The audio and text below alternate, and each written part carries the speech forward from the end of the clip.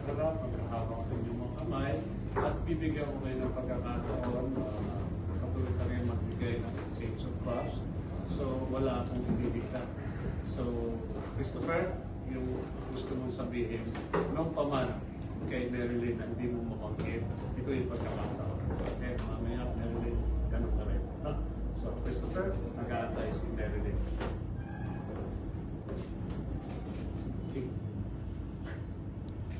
Ano yung gusto mo sabihin sa akin? Gusto mo sabihin sa'yo, lagi mo nang alalahanin, nandito lang ako. Lagi ka lang magtiwala. Dalisin niya yung mga lupa. Mahal na mahal ko.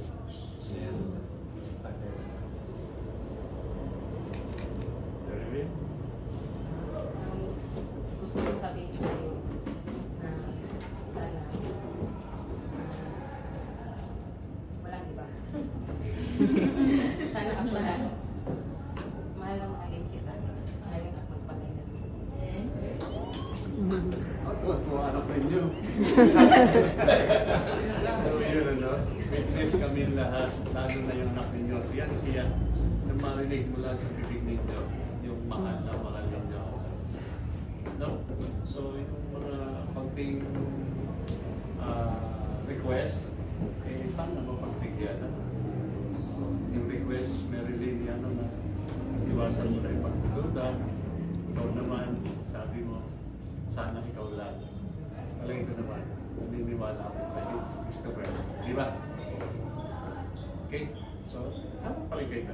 Pero, huwag nang may tanda ko tayo sa pagsusuot ng sing-sing sa isa't isa. So, Christopher, kunin mo yung sing-sing para kay Marilyn. Yan ba kanya? Kunin mo kanya kaliwang kamay. Muli, magbitin ang kanyang pangalan. Tanggapin mo. Tanggapin At isuot. At isuot. Sabi mo, at isuot. At sing-sing na ito. Bilang tanda.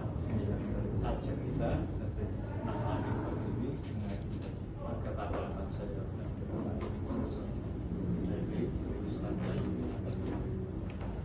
Christopher, tinatanggap ko ito. Okay.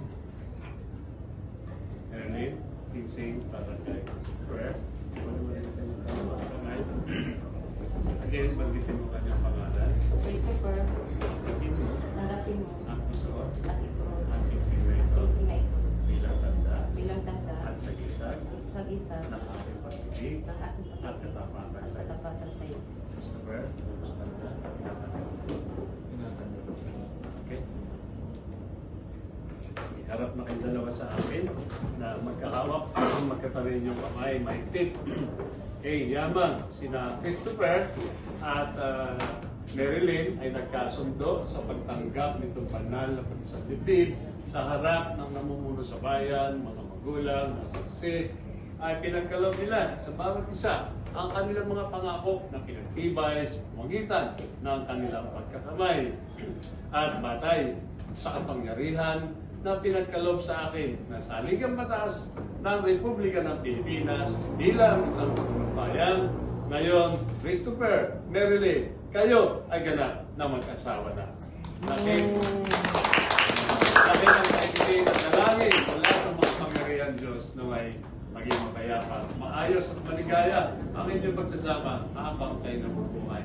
Tapos na po ang pagdiriwang. Muli, palakpakan po natin bagong kasal. Ano yung ano ni Christopher? Talagang game na. So, harap ulit kayong dalawa. Get the GT. Harap ulit. So ngayon, may-announce ko na kayo ay ganap na mag-asawa na. So Christopher, pwede mo nang igawad muli ang iyong matamis, masuyong halik sa iyong mahal na asawa, si Marilyn. Wait lang po. Dapat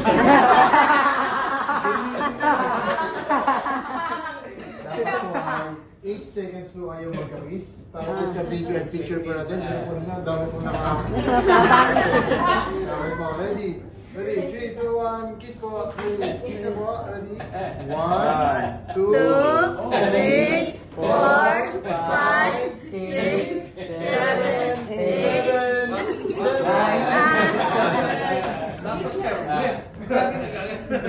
Marilyn, meron tayong pamilyan na marunong magmahal, respeto sa ating mga pamilya. No? Nandiyan si tatay, nandiyan si tatay. Nandiyan ang mga ninong-ninang, lapitan ninyo at mag-bless kayo. Then balik. No?